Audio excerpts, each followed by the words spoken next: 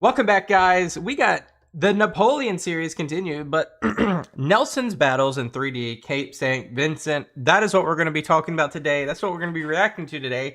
I don't really know. I know this is Horatio Nelson, who is going to be the admiral of the British fleet. HMS Victory. Go watch the HMS Victory videos if you haven't. That gives you a little bit of context, I believe, to kind of jump into this.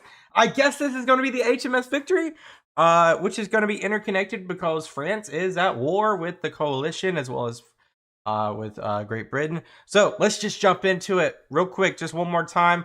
Guys, be sure to join our Discord if you like that type of stuff, but let's go.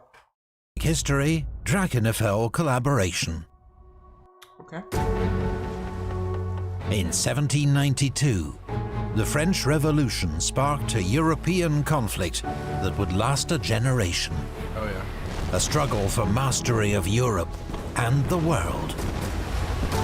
A contest fought on land and sea. In this war of shifting alliances, the most enduring rivalry was between France and Britain. Yep, as usual. Britain could not challenge France on land, but at sea, it was a different matter.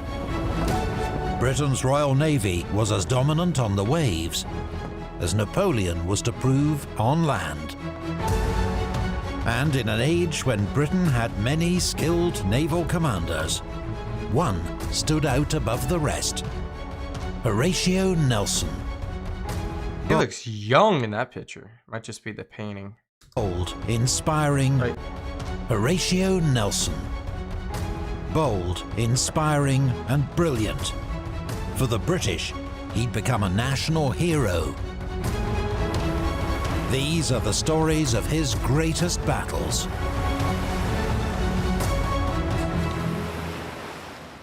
Okay, so this is 1797, so about 18 years before the Battle of Waterloo.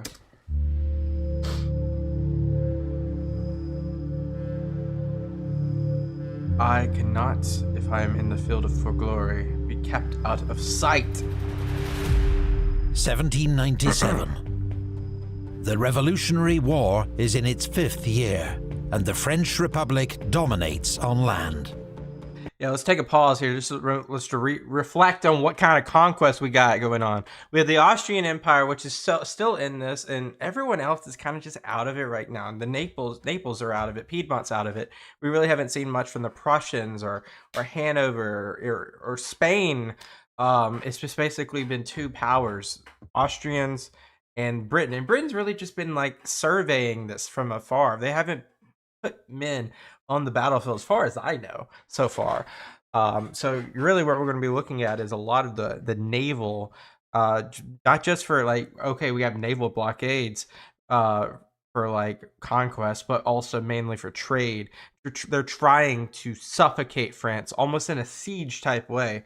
So yeah. It has conquered the Low Countries and northern Italy. And now its armies advance on Austria.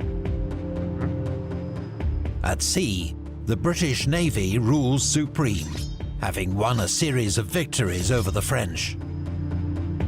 But a new alliance between France and Spain poses a major threat to British naval power. Ship for ship, the British Navy is superior to any enemy. Its crews are experienced and well led, while the French have lost many naval officers during the Revolution, and the Spanish lack money and training. Why is that? Britain also has the most ships, around 144 ships of the line, the largest vessels of the age. Is that ship of the line? But by the way, if you like Civilization, that's an actual unit that you can use in Civilization, the video game. But is ships of the line, does that mean like first class? Like there's classes of ship, this is a first class ship? Or what does that mean? And the only ones that take part in major fleet actions. France has just 69. But the new alliance with Spain adds 84 Spanish ships to that number. Okay, they're even. They're even. If these allies can join forces at sea, they will outnumber the British and could force a naval victory that will change the course of the war. Quality over quantity, though. Britain's largest naval force is the Channel Fleet, 16 ships of the line guarding the homeland. Guarding the English Channel, and that's almost in the same parallel to like why the northern front to Germany, and that area, modern day Germany, why that area was more heavily guarded and more resources versus the Napoleon front. Because look how the proximity between, just look how it's like, what is it, 100 miles or not even that, something similar from coast to coast. Detachments watch France's Atlantic ports, where the French have several powerful squadrons, with the largest at Brest. Britain's Mediterranean fleet, 10 ships of the line, had been operating from bases in Corsica, Elba, and Naples. But now Spain's joined the war, the British are heavily outnumbered in the Med, and decide to make a strategic withdrawal to Portugal. Okay. Here, the fleet is reinforced to 15 ships of the line, and its commander, Admiral Sir John Jarvis, is ordered to keep close watch on the Spanish. In February, That is just so formidable. Can you imagine, like, just looking out to sea and you seeing this? I know this is like a 3D representation, but just like imagine, like out of the fog, you see these huge what do you call it? First class ships with 100 guns apiece. Now I know in the fleet you're not going to have all of those within the fleet. However, just looking at that, seeing the sails, the mast, and just the overall width of these ships just coming at you, knowing that there's like 200, 400, 700, 800 men on these ships. What are you thinking in that moment? It's eerie. February 1797, 5 Spanish merchant ships sail from Malaga on Spain's south coast, bound for Cadiz. They carry a cargo of mercury, vital. What? What are we doing with mercury? They carry a cargo of mercury, vital for refining the silver and gold, which arrives in Cadiz from Spain's New World Empire. Okay.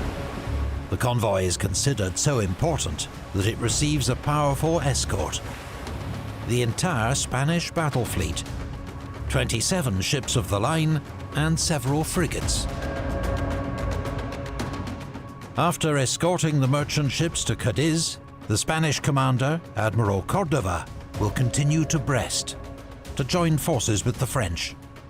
Long passage. If he is successful, the British will face a giant combined fleet, their greatest strategic fear.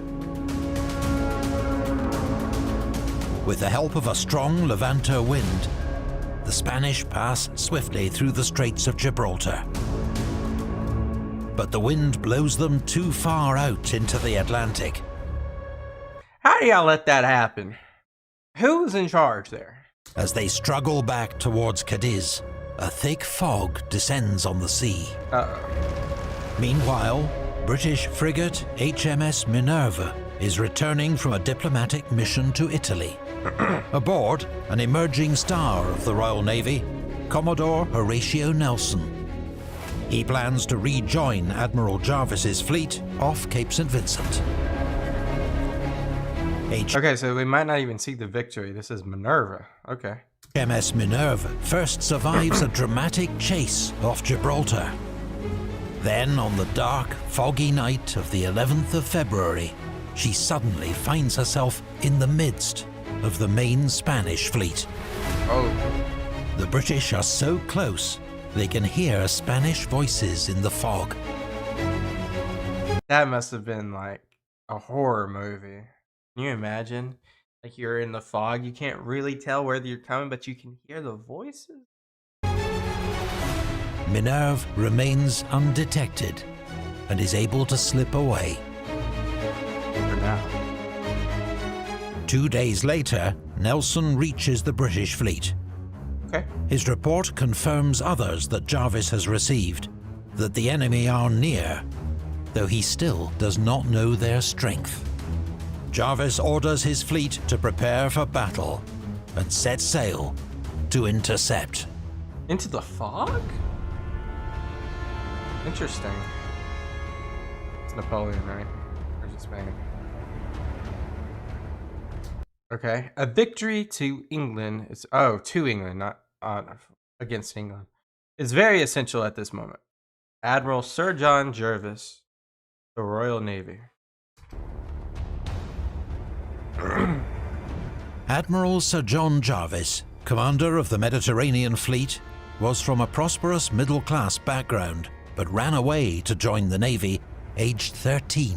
We saw this a lot in like the archetype of the average sailor back then. You know, people would get picked up, people would get recruited. Very different like culture versus like how military is looked at today. Now aged 62, he has 40 years experience at sea. Jeez. Much of it fighting the French and Spanish. Oh my God. Battle of Quebec, that means he's been in the New World. He's been all over the place. And we see that for admirals. Admirals just get around because, you know, you can move so much more versatile on the sea. He's faced battle many times, but this will be the first time he's led a major fleet into action. Okay. He's fortunate to have several outstanding captains under him, including Collingwood, Troubridge, Saumarez, and Nelson, all of whom will have their own illustrious careers. Jarvis's flagship is HMS Victory, an aging but powerful 100-gun ship of the line. That's what we talked about yesterday. The commander of the Spanish fleet is Admiral José de Córdoba y Ramos, a Spanish aristocrat, 65 years old. About the same age. He'd also gone to sea at 13, and also has a record of long service, including several scientific voyages to the New World. Look at that. The Philippines, Peru, Havana, which is Cuba. Like, these were like very experienced admirals. Like, you can't parallel this better. 13 as well. Getting out He's there. only just been appointed commander of the Spanish fleet on the basis of seniority rather than merit. Oh. And has no fewer than I mean, merit, unless these things have just been horrible and they're not militarily, they're a lot of just, but you had battle of Cape Spartel. Like, I mean, he's got a little bit of experience. We can't doubt that. 6 other admirals serving under him. Cordova's flagship is the mighty Santissima Trinidad. Carrying 130 guns, she's the most heavily armed warship in the world. My God! I mean, yesterday I was thinking about the HMS Victory, and they said one of the, you know, most formidable, that's not a word, formidable like warships like ever at the time. I'm like, what's bigger than 100 guns? 130 guns. What?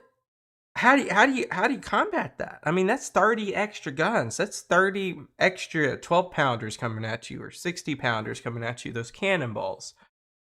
Okay. Santissima Trinidad leads a powerful fleet of 27 Spanish ships of the line. Oh my God, you got 1, 2, 3, 4, 5, 6, 7 over 100 guns. I'm sure we're about to see the English fleet now, but how many ships? In the world. Santissima Trinidad leads a powerful fleet of 27 Spanish ships of the line. 27. Although 3 of these will miss the battle. 24. 7 are classed as first-rate ships of the line. First rate, not first meaning they class. carry 100 guns or more. Yep. Jarvis has just 15 ships of the line, and only 2 of them are first rates. So they are outmatched. Like, they are outmatched. On paper, the Spanish advantage in firepower is massive. Oh yeah. Look But at the that. number of guns isn't everything. The Strategy. speed and efficiency with which they're handled can be decisive. Moreover, Cordova's crews are not at full strength, and many of his sailors are inexperienced. Both fleets are accompanied by several frigates and other small ships, which did not usually fight in fleet actions, but were used for scouting and messages.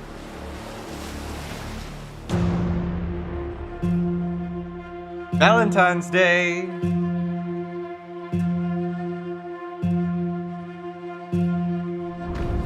At dawn, the British are sailing south in 2 columns. They hear Spanish signal guns in the fog and know the enemy is close. And that they've been spotted. But while the British fleet sails with purpose, expecting to engage the enemy, the Spanish have become dispersed in their efforts to reach Cadiz. They are now in 2 groups. A smaller group of 5 ships to the east, led by Admiral Moreno, and the main group to the west, commanded by Admiral Cordova. So, like, if this was Napoleon, which it's an inverse here, Napoleon would be in the Spanish side on this in terms of who's on whose side. The Napoleonic way of doing this would be take care of one, then take care of the other. What will the British do? Both heading east-southeast. On their current courses, the British ships are set to pass between them. As the fog lifts, the Spanish fleet comes into view, and Wow. Jarvis learns for the first time that he is massively outnumbered. Ooh. Lookouts at the mast tops pass a steady stream of updates down to the deck. 8 Spanish ships sighted. 20 ships sighted. 27 ships sighted. Oh, Finally, 24. Jarvis snaps. Enough, sir. The die is cast, and if there are 50 sail, I will go through them. Bro's on a mission. Like, he can't go back now. The Spanish have also spotted the British. The larger formation turns north, looking to pass the British going in the opposite direction. The smaller Spanish force turns northwest, attempting to close up with the rest of the fleet. The British may be outnumbered, but if Jarvis can get between the 2 Spanish groups and fight half the enemy at a time, his odds will significantly improve. That's 5 against 19, though.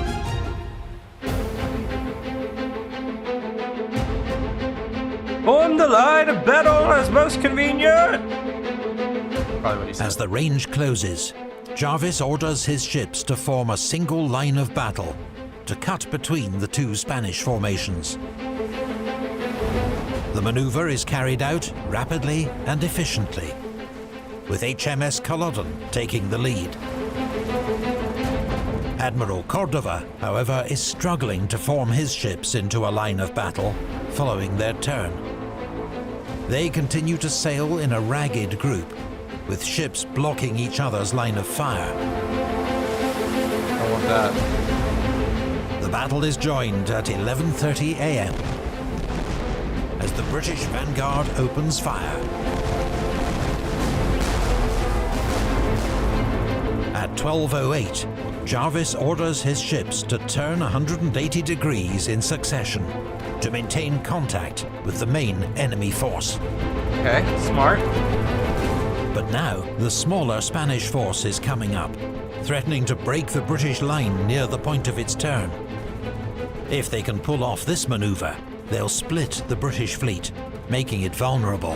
Which is exactly what the British is trying to do. So they're trying to, like, combat it by combating it. Experienced British captains keep in tight formation, denying the Spanish any gap to exploit. But it is a determined attack.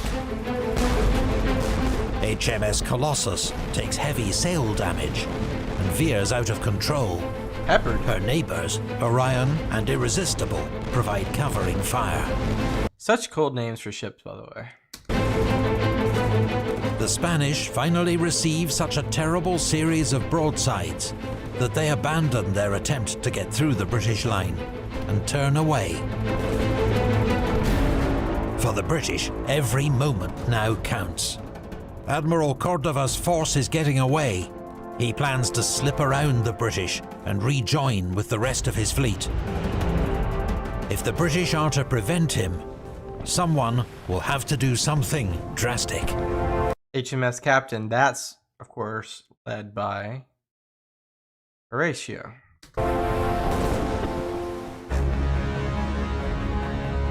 The Spanish admiral's plan was frustrated by the timely opposition of Commodore Nelson.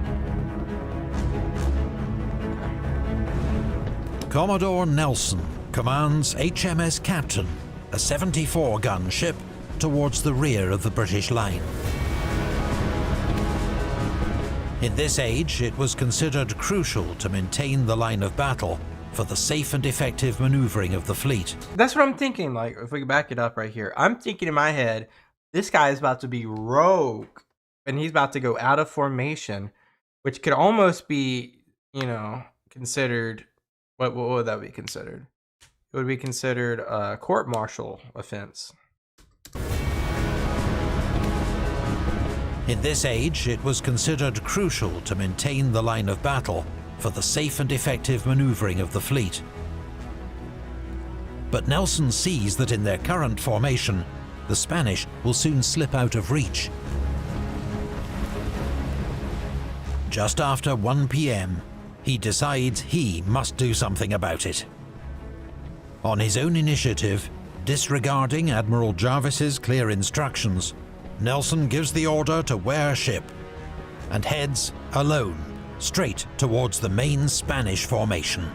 Oh no. HMS Captain is about to take on half a dozen Spanish ships single-handed, including... This guy thinks he's Leroy Jenkins at this point. Like, can you imagine, like, the men on that ship? Like, some of them are probably like, yeah. Some of them's like, I don't know about this. including Cordova's gigantic flagship, Santissima Trinidad. In these winds, it will take Nelson 45 minutes to close with the enemy. That's a lot of time to think about it. All the while, his ship is under heavy fire from the Spanish.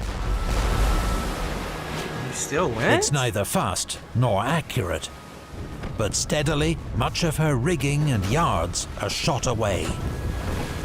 It looks like Nelson's gambit might fail, but help is on the way.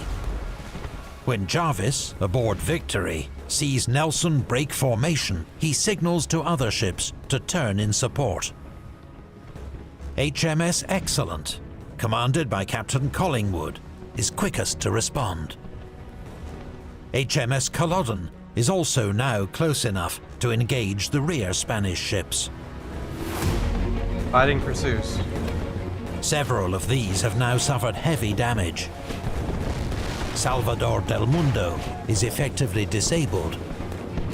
San Isidro has been battered. Wow. As HMS Excellent moves up the line to support Nelson, she fires broadsides into them at close range. Both Spanish ships haul down their colors, the signal of surrender.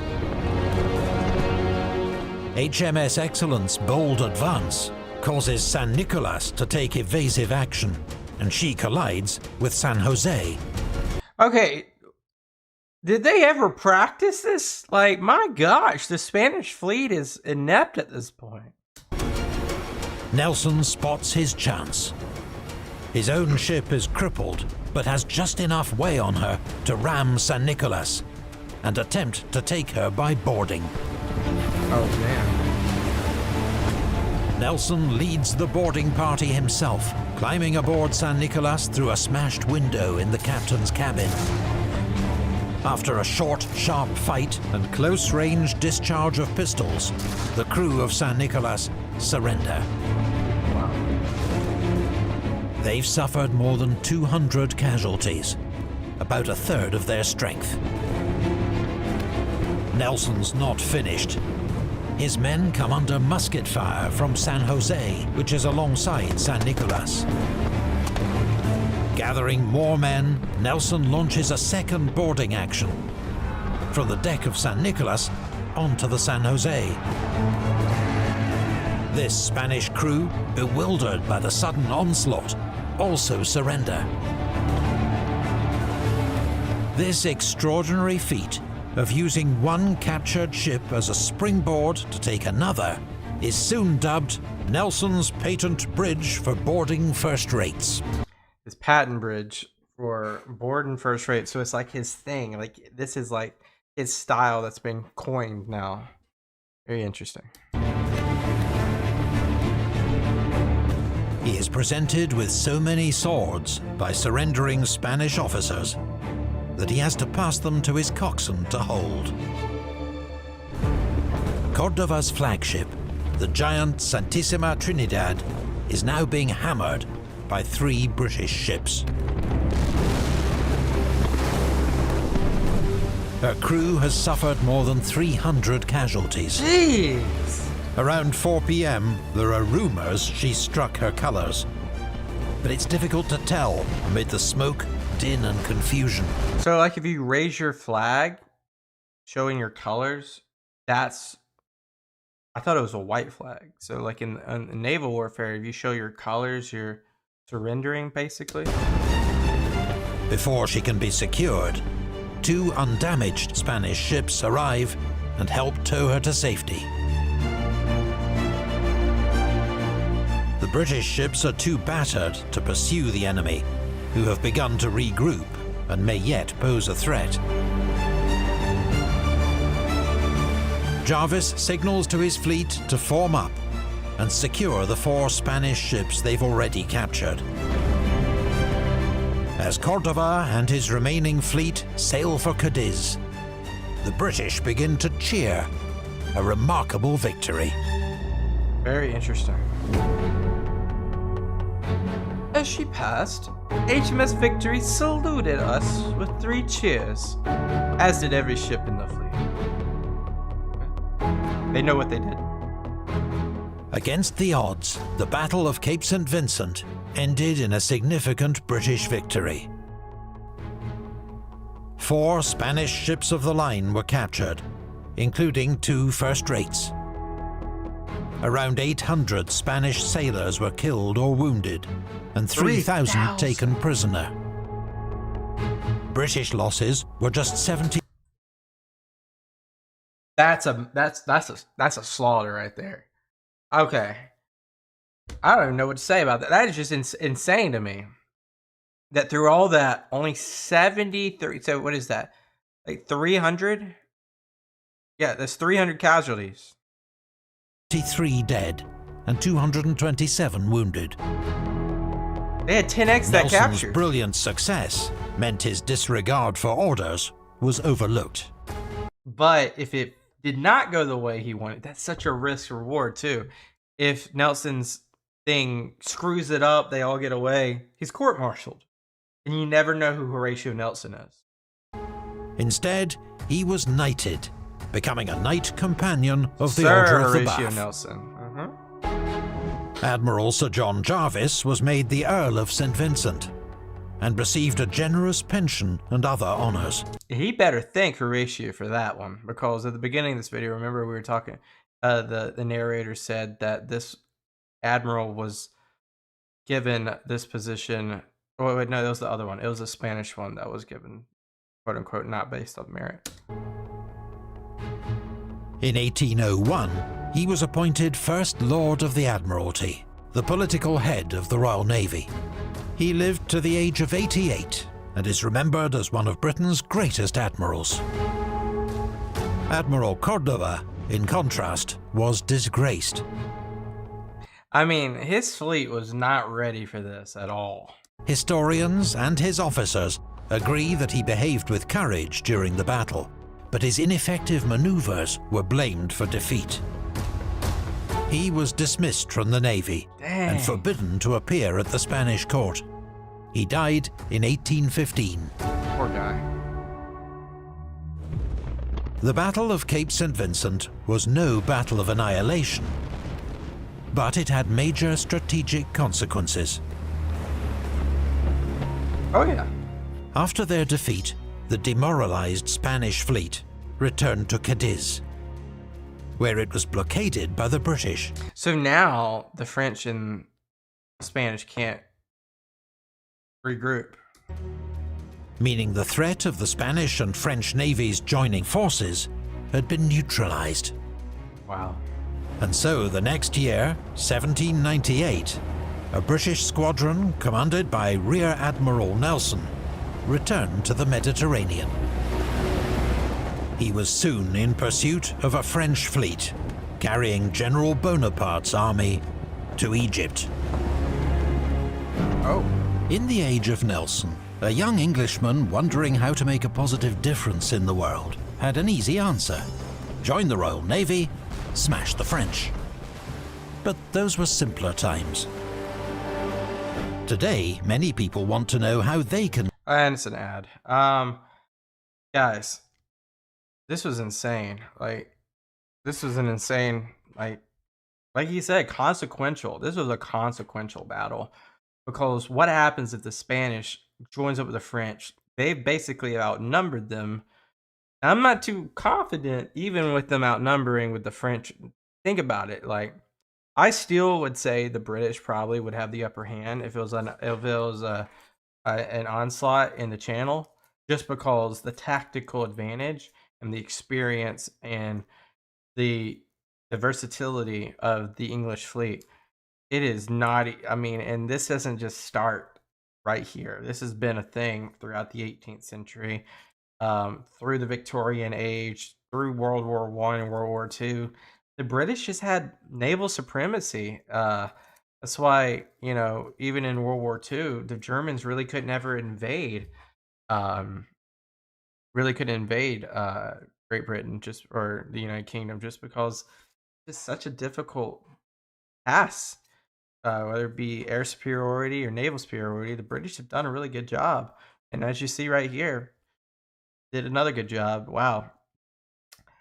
We are going to make sure that there's no other parts of this video. Doesn't look like it. Guys, next is Egypt, I think. So we got Egypt, and the Napoleon series continues. I appreciate you guys so much, from the bottom of my heart, watching this. If you haven't already, please subscribe and hit that notification bell so you get notified whenever a new part of the series comes out. Also, feel free to leave a video recommendation. Maybe it's part of the series. Maybe it's a different part of a different series. Maybe it's a random channel that you want me to check out. I'll make time for your comment. I'll respond to you as soon as I can. And then, as always, guys, thank you guys so much. Peace out. Bye-bye. We are back, and we got Nelson's battles in 3D, the Nile. This is chronologically on the playlist of what's next, so this is what we're going to do. Might have some spoilers about the entirety of Egypt, but we just going to go with the flow, shall we? Guys, welcome. We got the Napoleonic series. We're at the Nile now with leaving Horatio Nelson. You got to hit that subscribe button at this point. We getting into it. We got to go. We got to go. Let's go. An epic history, Drakenfell collaboration.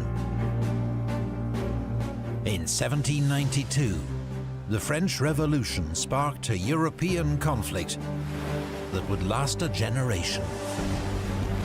A struggle for mastery of Europe and the world. A contest fought on land and sea. In this war of shifting alliances, the most enduring rivalry was between France and Britain. Britain could not challenge France on land, but at sea, it was a different matter. Oh yeah. Britain's Royal Navy was as dominant on the waves as Napoleon was to prove on land. And in an age when Britain had many skilled naval commanders, one stood out above the rest. Horatio Nelson. Bold, inspiring, and brilliant. For the British, he'd become a national hero and legend. These are the stories of his greatest battles. The Nile.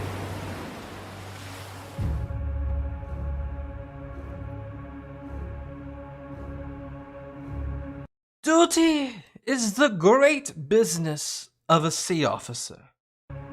All private considerations must give way to. 1798. The 6th year of the French Revolutionary Wars, and France is winning. General Bonaparte's brilliant victories in Italy have forced Austria to sue for peace. For now. Spain, once France's enemy, is now an ally. Britain is the only major power still at war with the French Republic.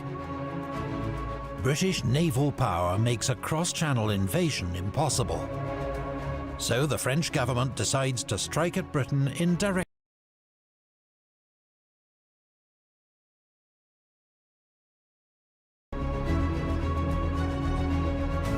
If the French succeed and destroy British influence and trade in the region, they will strike a powerful blow against their last major enemy.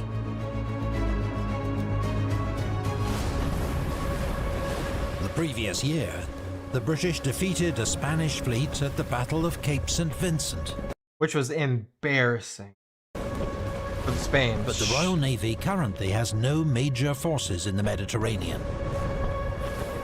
Therefore, the French believe they can sail to Egypt in relative safety. Unscathed. When the British learn that a large French fleet is assembling at Toulon, they send Rear Admiral Nelson with 3 ships of the line to investigate. But he is driven south by gales, just as the French, with 13 ships of the line, several frigates and hundreds of transports, set sail. Bonaparte has given the British the slip.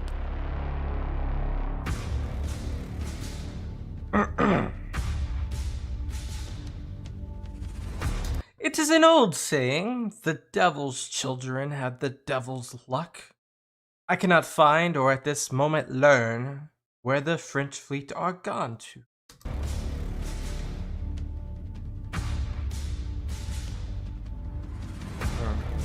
Nelson is reinforced with 11 ships of the line. And learning that the French have stopped at and captured Malta, he correctly deduces that Egypt is their destination. That's crazy that because the pit stop in Malta, they were able to reconcile that it wasn't just Malta and then turning back around, it was to go to Egypt. I wonder how he thought about that and how he thought that was the destination. He sets off at full speed to intercept.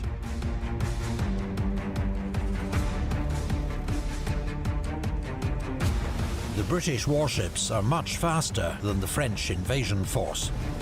Why? But they overtake their quarry on a foggy night. Yes, yeah, curious. Why are they faster? Like, is it just the design? And though the 2 fleets pass within a few miles of each other, neither side spots the other. Unaware of their near miss, the British race on to Egypt. Arriving at Alexandria, Nelson sees no sign of the French and heads north to continue the hunt. Just like that. That He miss. misses Bonaparte's fleet Crazy. by 24 hours. The French land safely in Egypt and march inland. And real quick, like what does anyone know? Why did the British then push to Syria around Cyprus and come back? Was it to look for the French? Why wouldn't they just go back the way they came? Was it really just didn't know where they were landing? Like they're going towards the Levant area now, so like. The French land safely in Egypt and march inland, en route to a famous victory at the Battle of the Pyramids. The French fleet remains at anchor in Abu Qir Bay. More than a month later, word finally reaches Nelson in Sicily that the French fleet is in Egypt. Racing back to Alexandria with his squadron, he arrives on the 1st of August. He quickly locates the French fleet and prepares to attack. The French fleet is commanded by Admiral François-Paul Brouez-d'Aguillet. That's a mouthful, but alright. He is an experienced commander who saw action at the Battle of the Chesapeake during the American Revolution. All these admirals and sea commanders, they're just all over the world. That's the crazy fun thing about naval warfare, is it's not, segmented to just one piece of land. It's global. Now a rare thing in the Navy of the French Republic, a 45-year-old aristocrat who's neither fled abroad nor been guillotined. Recently promoted to Vice Admiral, he has a reputation for personal courage mixed with strategic caution. Admiral Bruez has one objective: to preserve his fleet. Bonaparte's army relies on his ships for communications and supplies from France. What's more, when Nelson arrives, almost a third of his crews are ashore, foraging for water and supplies. Admiral Bruez concludes he must fight a defensive battle. His fleet, 13 ships of the line and 4 frigates, will remain anchored in Aboukir Bay, inline and just under a mile from shore. His own flagship, the first-rate 120-gun L'Orient, is in the centre. Shoals and shallow water protect their western flank, meaning the French, with their reduced crews, only have to man the guns on one side.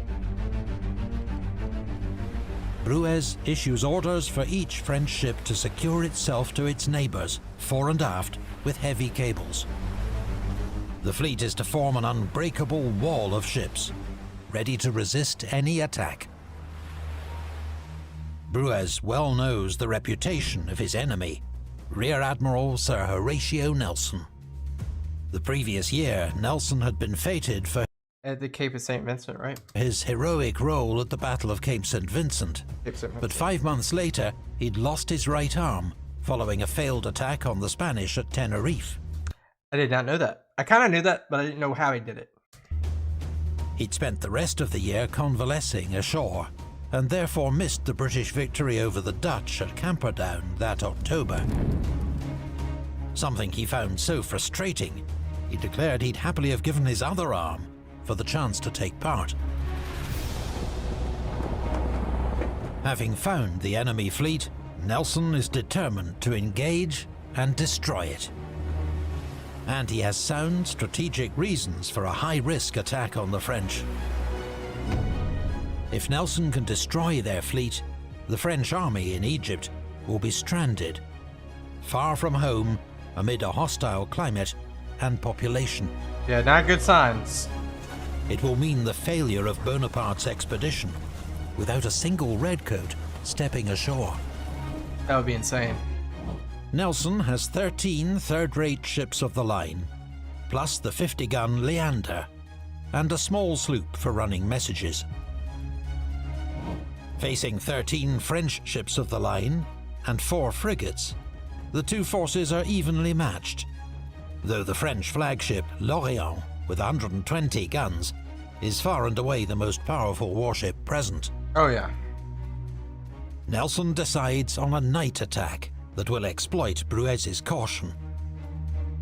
He will advance along the seaward side of the French line, and when his vanguard reaches the French flagship, L'Orient, his ships will drop anchor. Really? His entire fleet will take on half the French fleet, with northerly winds preventing the remaining French ships from joining the battle. That's just so smart. Very strategic right there. Nelson's plan is bold and simple, but it will not go as intended.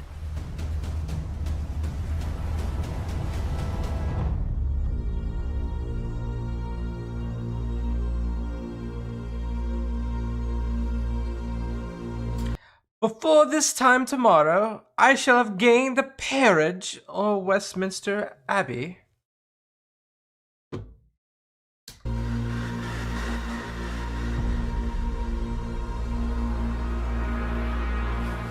The British fleet begins its final approach at 6 p.m, under full sail, in line astern. The 74-gun HMS Goliath is in the lead.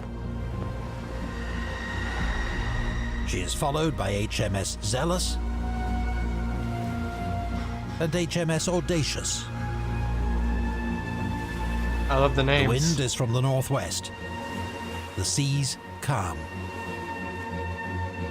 The British do not have reliable maps of the bay, meaning there is a real risk of running aground. So HMS Goliath has to take careful soundings as she goes, checking the sea's depth. When Goliath rounds the entrance to Aboukir Bay, marked by shoals and a small island, the British begin their turn south to sail with the wind towards the French line. Okay. The French have been observing the British approach, and at 6:20 p.m, as Goliath comes within range, they open fire.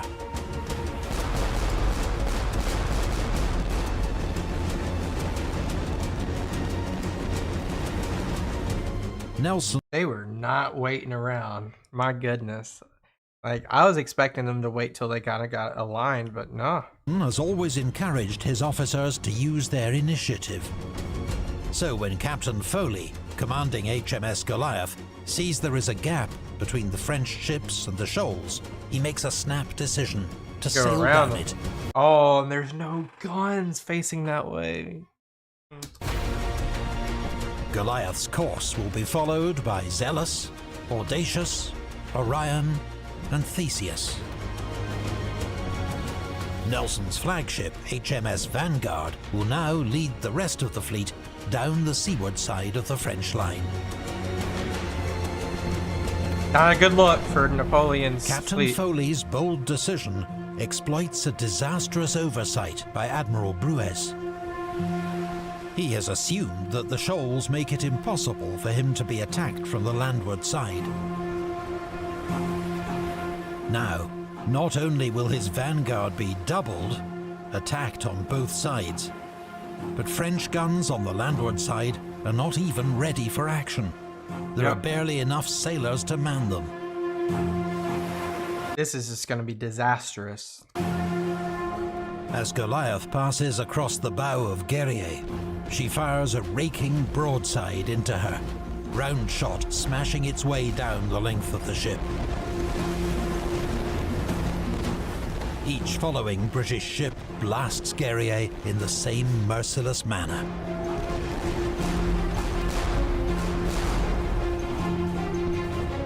HMS Orion takes a wider track to avoid the melee developing at the head of the French line.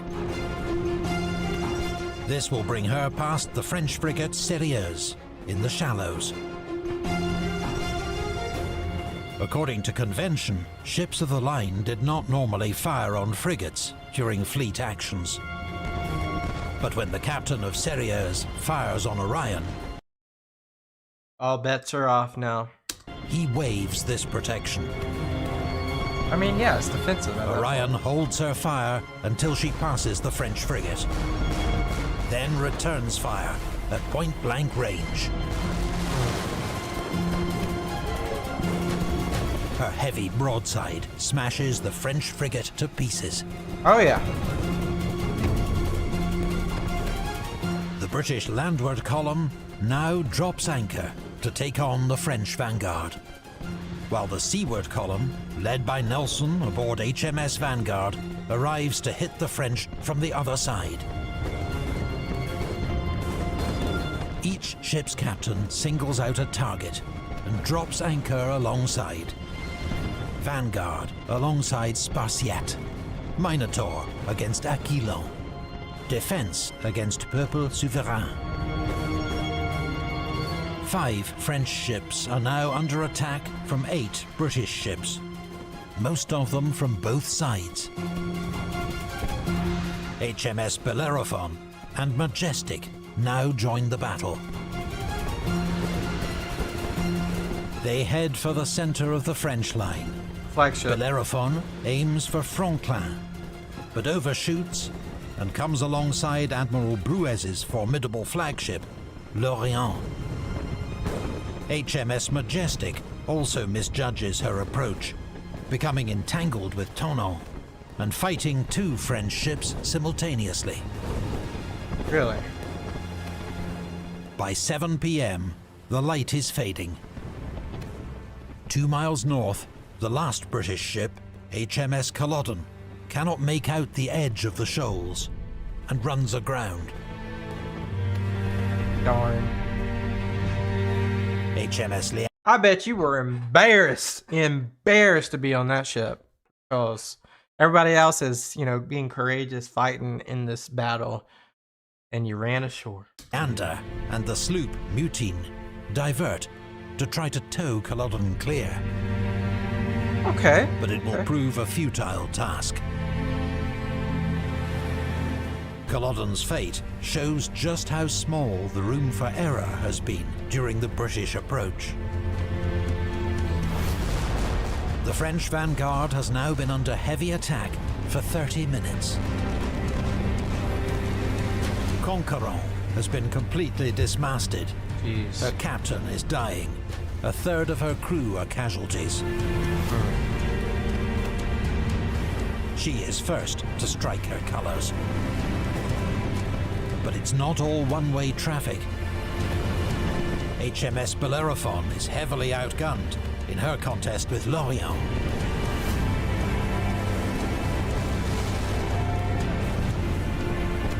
"200 men, a third of her crew, have been killed or wounded, and she's lost her main and mizzen masts. Her captain gives the order to cut the anchor cable, so the ship will drift out of the firing line. Around 8:30, 2 British stragglers, HMS Swiftshore and Alexander, join the battle late. In the smoke and gloom, they pass the drifting hulk of Bellerophon and nearly fire on her by mistake. Swiftshore and Alexander break the enemy line either side of Lorient, pouring raking fire into the French flagship.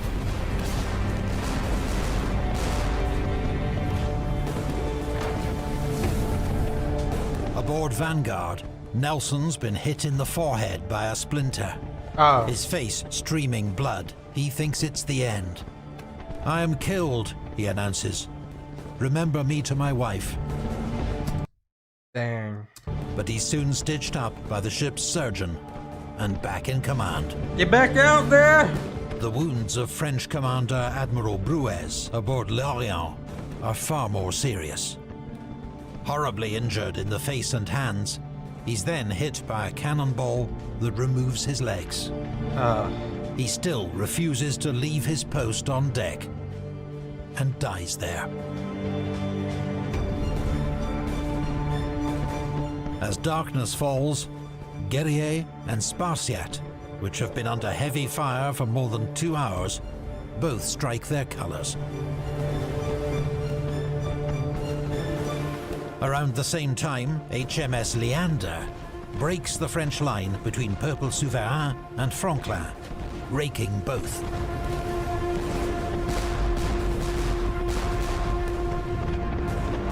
The battle is turning decisively in the Royal Navy's favour. Aquillon fights hard, turning herself to rake the British flagship HMS Vanguard.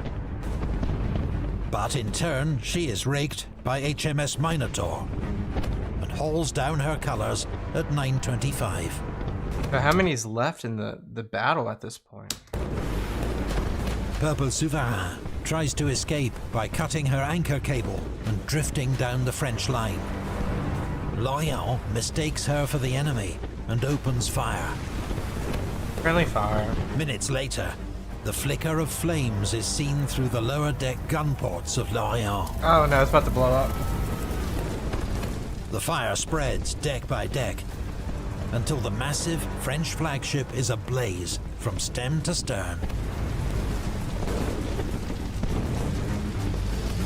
Every onlooker knows that deep within Lorient's hold lies her grand magazine, containing 30 to 40 tons of gunpowder. All ships in the vicinity take emergency measures. Gun ports are closed, and ships' sides, decks and sails are soaked with water from the elm pumps in anticipation of the explosion to come. French ships Tonnant, Heureux and Mercure cut their anchor cables, hoping to drift to a safe distance. Around 10 p.m, the fire reaches L'Orient's Grand Magazine. The warship is obliterated in a colossal explosion, killing everyone left on board, and many who jumped overboard to save themselves. Wow. More than 90% of the ship's crew are killed, around 1,000 men. The sheer force of the explosion spares nearby ships, as flaming wreckage is blasted up and over them. Stunned, both sides stop firing to gaze in horror at the spectacle. British ships lower boats to rescue the few survivors. Really? After a 10-minute lull, firing resumes. That's interesting. British ships rescued French? Really? But after the appalling destruction of their flagship, the French are running out of fight. Swiftsure and Defence turn their guns on Franklin and soon force her surrender. Tonnant, having cut her cables and unable to maneuver, drifts helplessly into the French rearguard. These three ships, unable to sail into the wind to join the action, have looked on impotently as the carnage unfolds. Darn. Crazy. This is crazy. Victory is not a name strong enough for such a scene.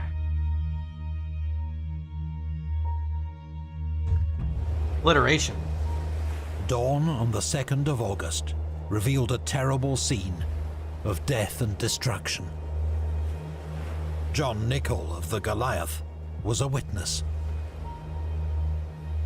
I went on deck to view the state of the fleets, and an awful sight it was. The whole bay was covered with dead bodies, mangled, wounded and scorched. Not a bit of clothes on them, except their trousers. The entire French vanguard had been captured or destroyed. Heureux and Mercure have run aground in their panicked attempt to escape the explosion of L'Orient. The 4 surviving French ships of the line will now attempt to fight their way clear. 2 run aground. Only the Généraux, Guillaume Tell, and 2 frigates escape the devastation. Well, at least they escaped. The captain of the Guillaume Tell, Pierre Villeneuve, will face sharp criticism for failing to play a greater part in the battle. Well, what is he supposed to do? Change how the wind blows? 7 years later, as fleet commander, he will face Nelson again at Trafalgar. British losses are 218 killed, 678 wounded. Okay. About 3 ships are badly 900. damaged: Bellerophon, Majestic and Culloden. French losses are around 1,700 killed, and more than 3,000 taken prisoner, many of them wounded. 2 ships of the line and 2 frigates have been sunk. 9 have been captured. That's insane. Of these, 3 are damaged beyond repair and burned. The remaining 6 enter service with the Royal Navy. Oh, wow. To cap it all, most of the French treasury that General Bonaparte was relying on to fund his Egyptian campaign On the Lorient. had been lost with L'Orient. That's insane. Best gain the victory, then make the best use of it if you can. Nelson's brilliant victory at the Nile had major consequences. The balance of naval power in the Mediterranean shifted dramatically in Britain's favour. General Bonaparte's expeditionary force in Egypt was cut off, and though its commander slipped back to France the following year, his army was forced to surrender in 1801.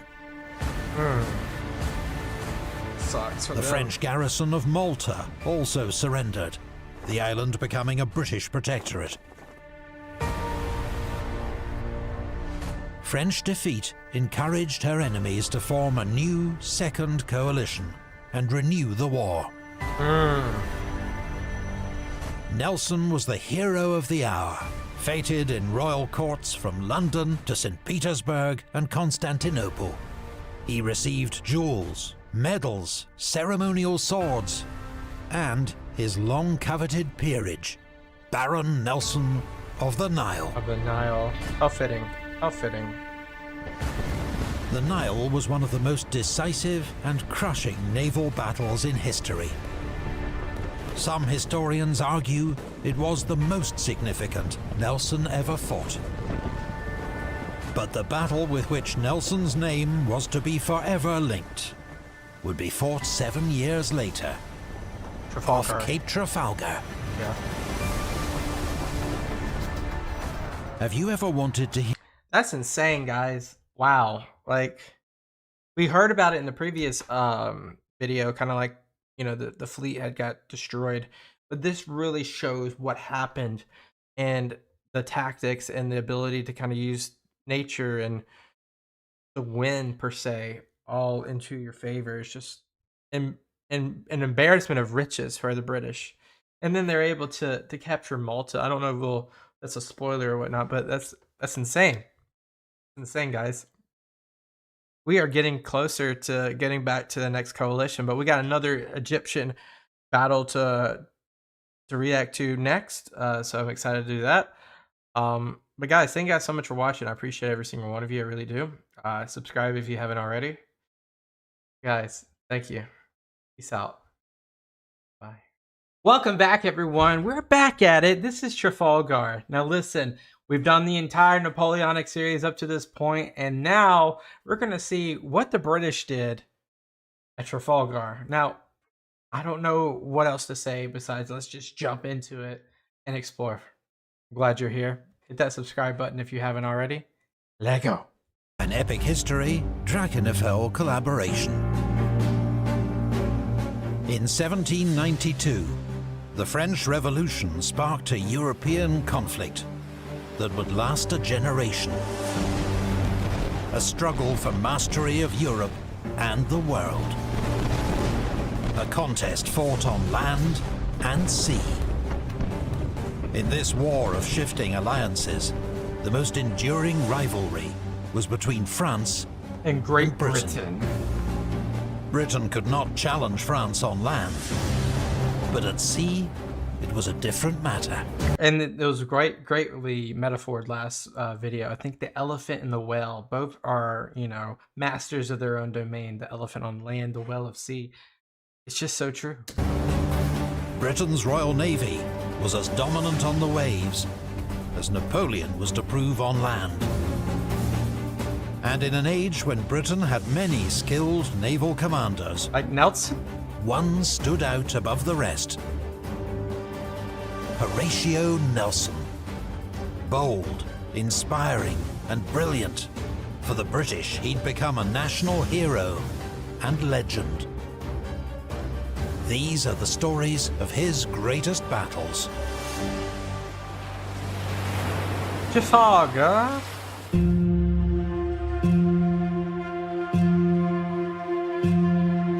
Never mind maneuvers.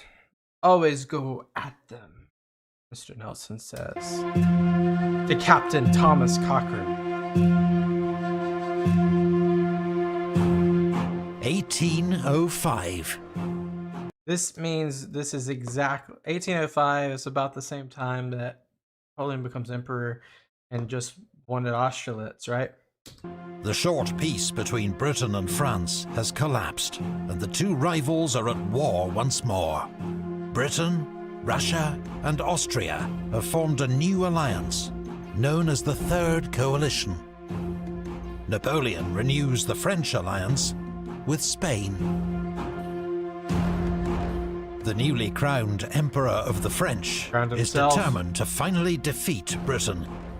The nation that bankrolls the alliances against him, decimates French overseas trade, and blockades her ports. He has assembled a large invasion force on the Channel coast. His battle-hardened troops will make short work of the British, if he can control the Channel long enough to land them safely. A full-on invasion would be just ridiculous. Can you guys imagine him trying to cross the English Channel? That would be...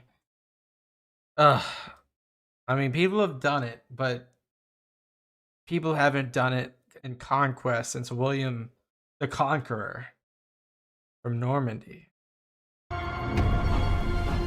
The British Navy outclasses the French in number of ships and skill, but it cannot be everywhere at once. So Napoleon will use one of his favorite military principles, concentration of force, to secure temporary dominance at the decisive point. French and Spanish squadrons, scattered in numerous ports, will be brought together to form a giant combined fleet to take on the British. The Emperor gives command of the first phase of this mission to Admiral Pierre Villeneuve. Villeneuve had joined the Navy as a 14-year-old trainee officer and seen service in the American War of Independence. We just like all these people that have reached high commands of naval importance. They've all been across the globe. Like we've seen one, forget who, but they were been in the Philippines. They had been in the American War of Independence, just Havana, etc., etc., etc. So it just shows you just how much experience these people have, and it's it's something that a lot of naval commanders today, like in 2025, will never have that experience. I don't know why I'm rambling. I'm just thinking out loud. A supporter of the French Revolution, he was one of the few aristocratic officers to remain in naval service, and was promoted to Rear Admiral. In 1798, he commanded the 80-gun Guillaume Tell at the Battle of the Nile. His was one of the few ships to escape that disaster. He was later captured when Malta fell to the British, but was released when peace was declared. And remember the Battle of the Nile, I think there was like 4 ships that got away out of 13 or something crazy like that. Might even been more than 13, but pretty lucky. But I guess he's the best of the best right now. 1804, the commander of the French Mediterranean fleet dies of a heart attack, and Villeneuve replaces him with the rank of Vice Admiral. Okay. In temperament, Villeneuve could not be more unlike Nelson. In 1805, he writes to the Minister of the Navy, "You will be so good as to recall that I have not asked for command of this squadron. What is more, I have always sought a practical and useful career, as opposed to one filled with glory." You don't see that a lot. You don't see that a lot. Very content individual here, meaning he's also going to be very conservative probably. He's not going to take risk, because risk equals reward, and he doesn't really care about the reward. On the 30th of March, 1805, following the Emperor's orders, Admiral Villeneuve sails from Toulon with 11 ships of the line, slips past Nelson's blockading force, and joins up with 6 Spanish ships and a further French ship off Cadiz. Okay. Now with 18 ships, Villeneuve sets off on a 5-week crossing of the Atlantic. On arrival in the French West Indies, he links up with another 2 French ships under Rear Admiral Magon. Okay, so they're far away. They're far away. The British, meanwhile, are in disarray. When Nelson lost track of Villeneuve, he guessed the French were heading back to Egypt, and raced Bro couldn't be more wrong. off in pursuit. He reaches Alexandria before he realizes his mistake. So he doubles back and Well, last time, remember, they went to Alexandria, they couldn't find him, so they ran off to Constantinople and came back. So this time he's like, I don't know. sets course for the West Indies, a full month behind Villeneuve. Really? No? That's Nelson where- makes the crossing in just 4 weeks, but misses Villeneuve by a matter of days, who sails back to Europe on the 8th of June. Now that's gotta be annoying. Can you imagine you spend a month and you're the crew and you know that you're chasing somebody and then you get there? This is the second time we've seen Nelson miss the French. And I mean, it's just the cat and mouse here is just insane. Firstly, for them to kind of like guess and they were right where they went, you have to have someone on the inside, right? But then, a lucky break for the British. Nelson sends a fast-sailing ship to carry his reports back to England, and by sheer good chance, it spots Villeneuve's fleet in the Atlantic. And do you know how big the Atlantic is? There's got to be like a highway. You know what I'm thinking? That's what I'm thinking. There's got to be a highway where most ships go, and that's how this happened. Because it wasn't just like a random shot. You know, you have your least, in terms of like traversing from here to there, you do have your quickest route possibility, which is probably how they, because that's my first thought is like, how the heck did y'all find each other in the ocean? But they probably are using the same type of methodologies of traversing the ocean, and the quickest route is like a highway. That's what I'm thinking.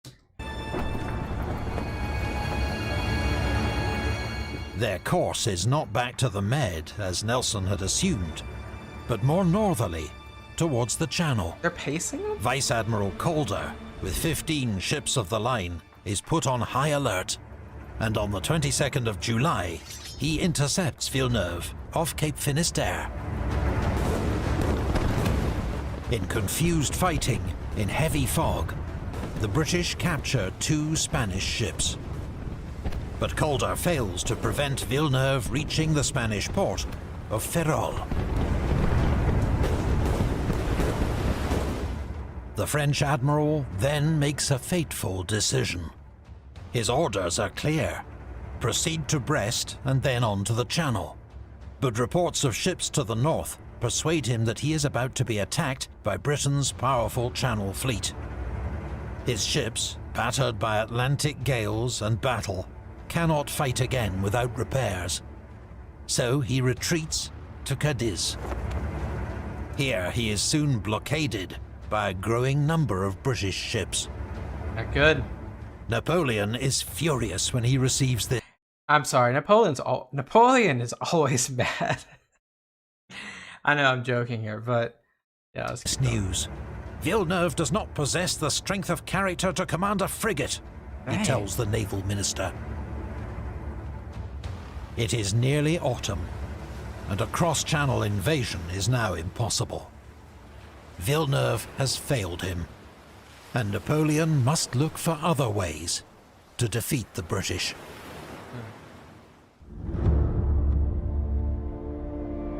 Admiral Villeneuve had sailed for Brest.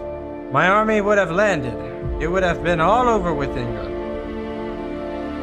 Okay. In late August, Napoleon's troops break camp at Boulogne and march off to face the Austrians and Russians on the Danube.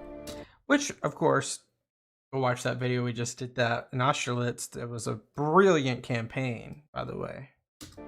In the meantime, he sends orders to Admiral Villeneuve to sail into the Mediterranean, where he is to support French operations in Italy.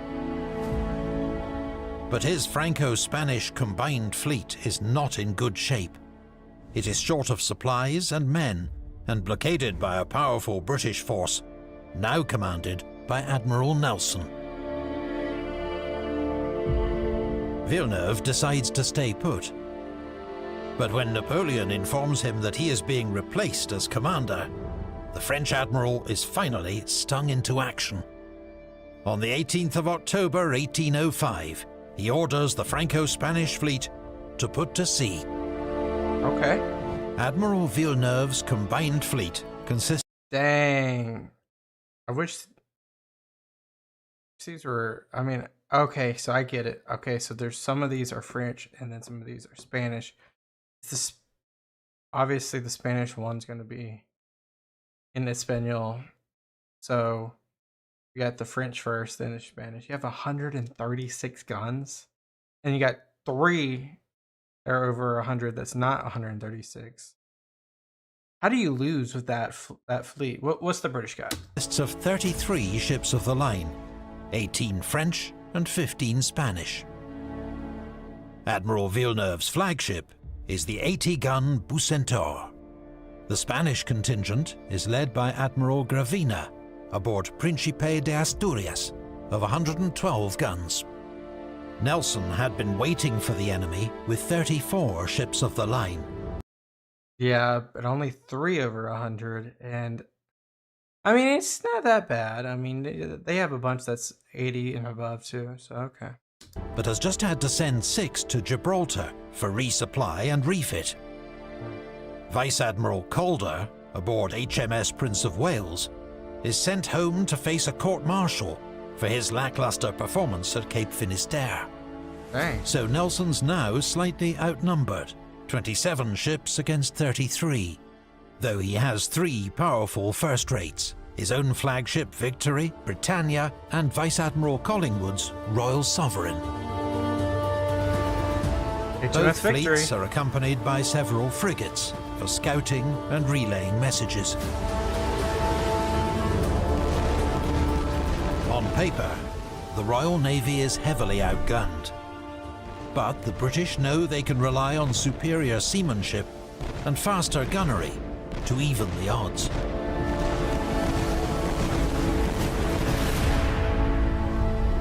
After 8 weeks in Cadiz, Villeneuve is finally back at sea.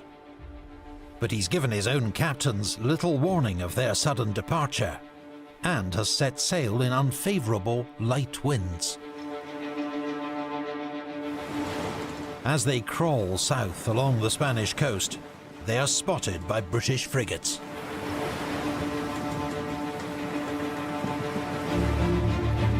They relay news of the enemy's departure to Nelson and the British fleet, patrolling 40 miles offshore. Nelson immediately sets course to intercept. But you just gotta know, it's just so gut-wrenching to POV yourself within this fight, because just you don't have full control. Like in the battlefield, you have a little bit more control because you are your person and you can like dictate the things that are happening around you. Sometimes maybe not. But when you're part of a ship, part of a crew, you have to rely on each other. Kind of the same way in the battlefield, but more so here because you're out in the ocean. You are basically reliant on everything going right on your ship so your ship doesn't go down. So it's such a gamble. It's a weird life experience these people went through. On the morning of the 21st of October, Villeneuve's fleet is about 10 miles northwest of Cape Trafalgar, bound for the Straits of Gibraltar. When the British fleet is spotted closing in from the northwest, Villeneuve faces a dilemma. He considers running for the Mediterranean or facing the British in battle. You probably should have ran. But ultimately, he orders the fleet to reverse course and sail back to Cadiz. Okay. This abrupt change in course, combined with light winds and many inexperienced crews, causes the combined fleet's formation to become extremely ragged. That is ragged. It now forms a rough crescent, stretching over 5 miles of sea. Psychologically and tactically, Villeneuve's fleet is already on the back foot. Yeah, 5 miles for 30 ships is insane. Maybe not that insane. It still feels like it though. The contrast with the British fleet could not be starker. Nelson's crews are eager for battle, and he has devised a bold plan to ensure a decisive action.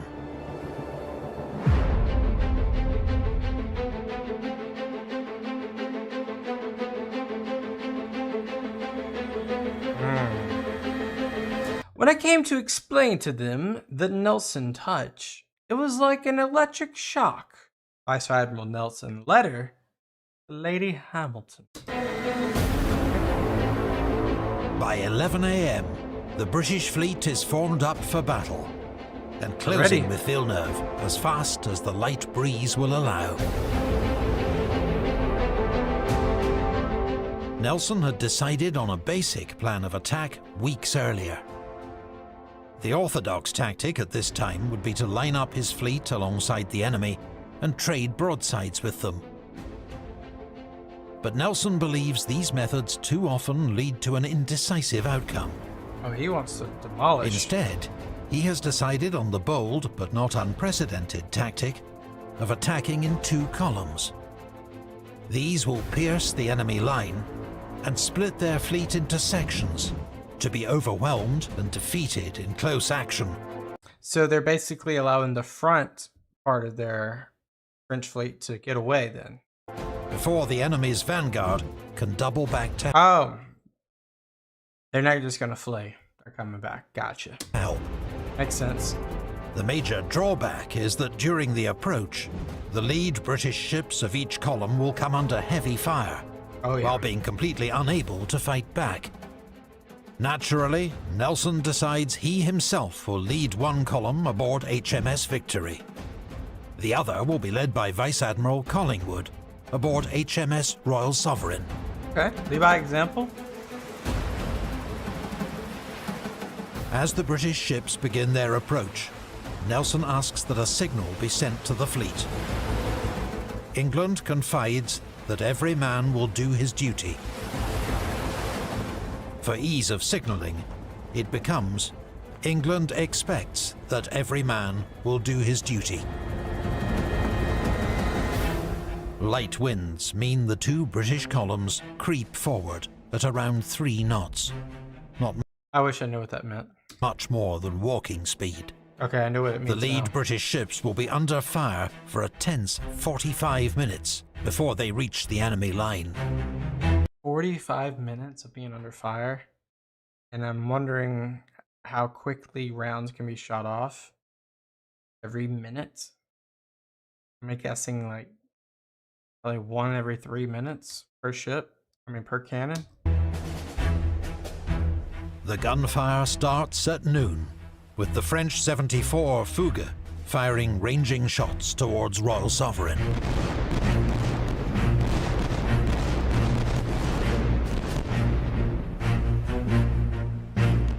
Gradually, gunfire from the combined fleet builds to a steady thunder.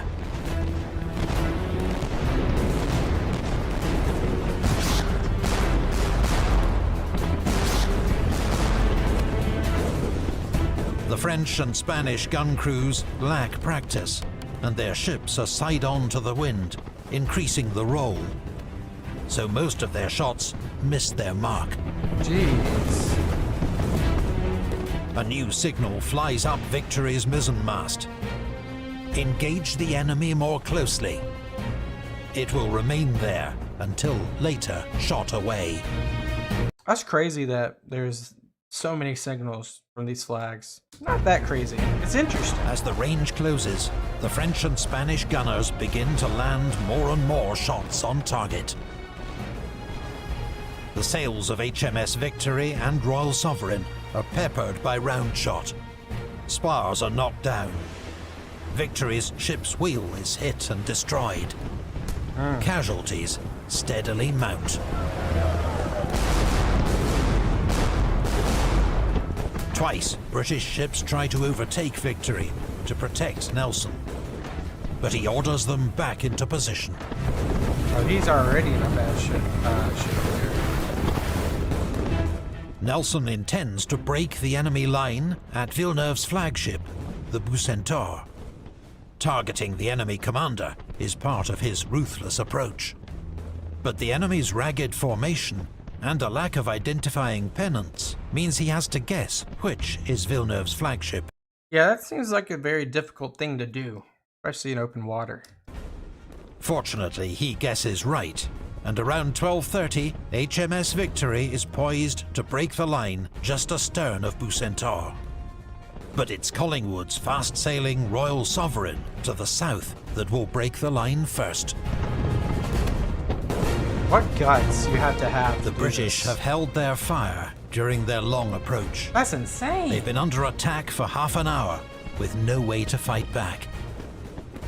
That's And the French and Spanish are that inept to hit these targets? about to change. Every British gun is double-shotted, loaded with 2 rounds. Broadside. Now, as HMS Royal Sovereign passes the Spanish first-rate Santa Ana, she fires a massive, raking broadside into her stern. Several minutes later, HMS Victory passes astern of Bucentaure. She delivers a devastating broadside that cripples Villeneuve's flagship and kills or injures almost half its crew. Despite these 2 powerful blows, the lead British ships are, for the moment, hugely outnumbered and in real danger.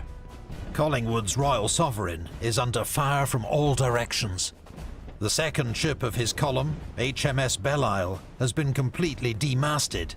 HMS Mars is also taking punishing fire. HMS Victory has got tangled up with Redoutable, which has a strong complement of French Marines. In intense, close-quarters fighting, the isolated British vanguard must hang on until the rest of their ships can join the action.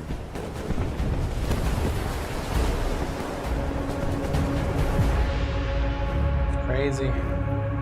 Been good. Whew. No captain can do very wrong if he places his ship alongside that of an enemy. And you can't really miss that close, right?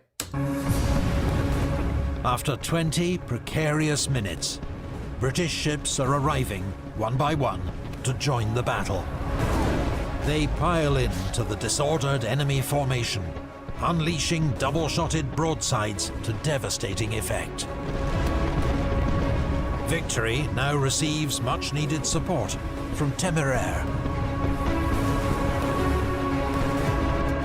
As successive British ships enter the fray, a mass brawl develops. It's exactly what Nelson wants, the enemy unable to escape and pummeled at close range. Meanwhile, Admiral Dumanoir's Franco-Spanish vanguard has begun an agonizingly slow turn to try to rejoin the battle. Yeah, it's going to take them But a it bit. will be more than an hour before they're in position. Can you imagine? HMS Africa, a 64-gun third rate, had earlier become separated from the British fleet. Her captain, Henry Digby, now deliberately misinterprets Nelson's order to withdraw to safety. Instead, he charges straight into the battle from the north. HMS Africa sails alone past the entire enemy vanguard, trading broadsides all the way. Then she joins the attack on the giant Santissima Trinidad of 136 guns. That's who we went up against. Okay. Victory and Redoutable are now locked in a brutal, close-quarters slugging match. British guns smash the French hull to splinters, while Redoutable's crew assemble on deck to board Victory.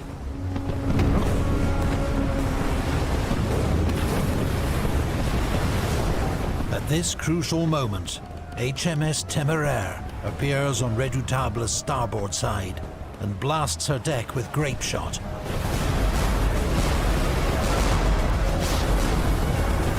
The French boarding party is mown down.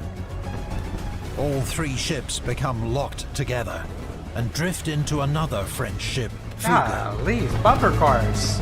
Some French and Spanish ships, like Admiral Magon's Algeciras, have used their time in port to train their crews for boarding and close-quarter combat. It makes them dangerous foes in close action. But time and again, just as a French or Spanish ship forms a boarding party, a British ship emerges through the smoke to sweep their deck with grape shot. They're on top of things today. Superior British gunnery is slowly grinding down the enemy. And grape shot, obviously, if you don't know, it's like smaller, but like together, like smaller balls, but they're all together. They're just like shrapnel just going through the air. One by one, the first French and Spanish ships haul down their colours as a sign of their surrender.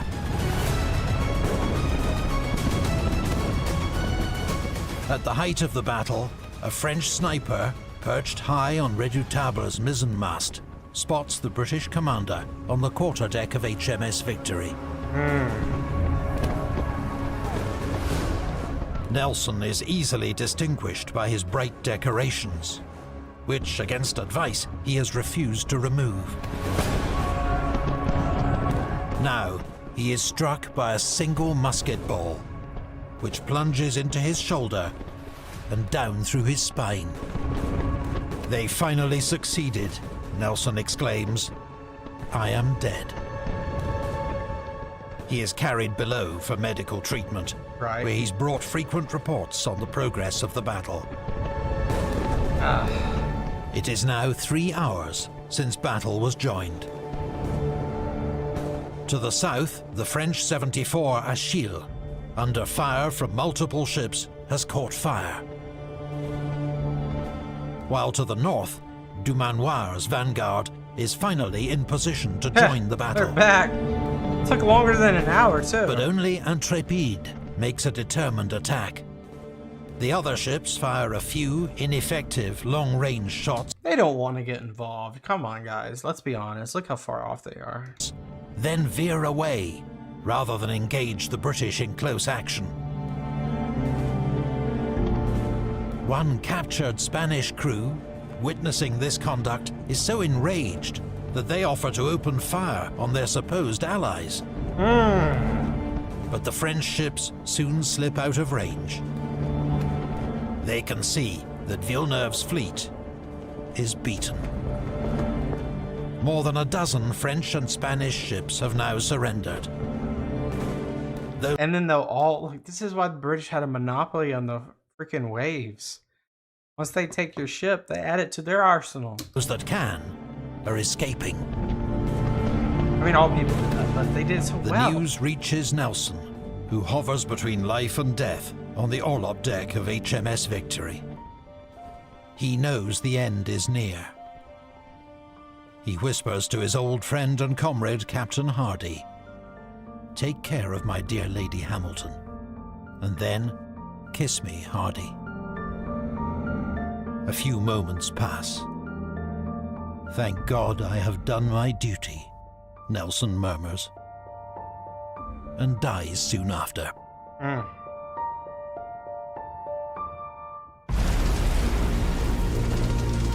Around 6 p.m, at the southern edge of the battle, the fires aboard Achille reach her grand magazine. The ship is obliterated in an enormous explosion. We've seen this that time kills and time half her again. crew instantly. This spectacular, bloody event proves the final act of a battle that has claimed 5,000 lives. And it is now clear that it has been a total and decisive British victory. Yeah, that's what Nelson wanted. He got it. He got it. Of the 33 French and Spanish ships under Villeneuve's command, 17 have been captured and 1 destroyed. And though several British ships are badly damaged, none have been lost. Can you say total domination? The casualties are similarly one-sided. Admiral Villeneuve is among several thousand prisoners taken by the British. He is allowed to return to France, but 6 months later he is dead. By suicide or murder remains unclear. The Spanish commander, Admiral Gravina, escapes the battle, but dies of his wounds 6 months later. While for the British, victory is tainted by the loss of their own brilliant, talismanic commander. Crazy, isn't it?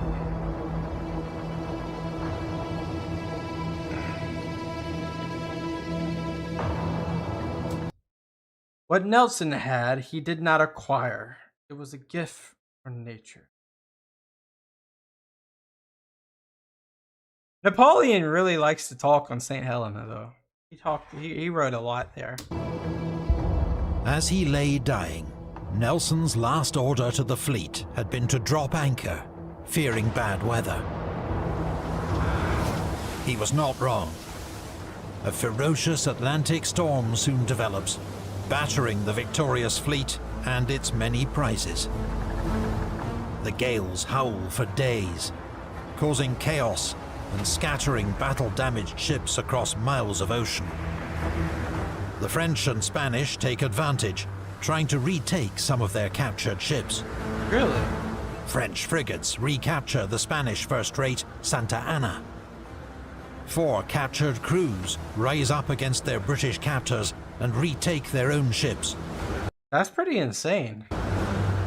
But 3 of these are driven ashore and wrecked. Despite immense efforts, the British save only 4 of their 17 captured prizes. That's insane. The rest are burned or lost to the storm, which probably claims more French and Spanish lives than the battle itself. For the French, there seems no end to the bad news. On sea. 2 weeks later, Admiral Dumanoir and his 4 French ships which had escaped the battle are intercepted by Captain Strachan's squadron off Cape Ortegal.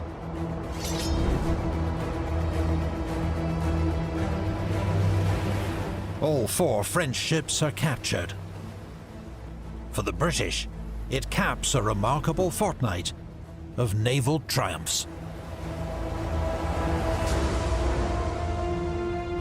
We do not know whether we should mourn or rejoice. The country has gained the most splendid and decisive victory, but has been dearly purchased. The times. Admiral Nelson's body is returned to England aboard HMS Victory, preserved in a cask of brandy, lashed to the mainmast. He becomes the first non-royal to receive a state funeral in Britain since the Duke of Marlborough, 83 years earlier. For 3 days, his body lies in state in the Painted Hall of Greenwich Hospital, where it is visited by thousands. And then Trafalgar Square, obviously, is recognized. Then he is moved by river to St. Paul's Cathedral, where the funeral procession includes 32 admirals, 189 carriages, and thousands of troops. Wow. Nelson's coffin, made of timbers from the French warship L'Orient. That is super cool. Wow, that's super cool. Is placed in a sarcophagus in the cathedral crypt. News of Trafalgar takes 4 weeks to reach Napoleon near Vienna. He is en route to his own great victory over the Russians and Austrians at Austerlitz. Yep. But of the 2 famous battles of 1805, Trafalgar will have far greater consequences. The Battle of Trafalgar is one of the most crushing victories in naval history. It did not save Britain from invasion. That danger had already passed. But the sheer scale of victory ensured British supremacy at sea was unchallenged for the remaining 10 years of the Napoleonic Wars. Oh, easily. Past that. Napoleon had to look for other means to defeat the British, a path that would lead him into grave errors and pave the way for his own eventual defeat. It'll be a bit For Britain, the naval dominance secured at Trafalgar would underpin her imperial power throughout the 19th century, an age she dominated as the world's leading global empire. The Royal Navy would not face a serious challenge at sea until the Battle of Jutland, more than a century later. Shot. A century later. Gotta be World War One, right? Right now. That's gotta be World War One. Oh, maybe I'm wrong. It's like looking at something like that. What a painting! What a view right there. There's one place I didn't get to go. St. Paul's. Was able to. I mean, I was right outside it, like 10 feet away. Got some good pictures with it and all that, but it'd be cool to go inside it and see stuff like that. Guys, Trafalgar. What a battle. What a heroic epic we just witnessed. Courage, or curiosity, which gives him, not curiosity. Courage, which give him his own funeral, you can say, Horatio, but at the end of the day, they did accomplish what they wanted to accomplish, even though you lost like all the ships. So you really didn't capture that. However, you defeated the French and Spanish fleet. Don't know much more to say because this was just exhilarating to watch and just to see the. It's so weird to see like naval fights after watching like ground fights, just because the naval fights, it's just so much more tactical when it comes to like the specific and patience. You have to have so much patience, and you have to rely as almost as a team versus like the individual for the team on land.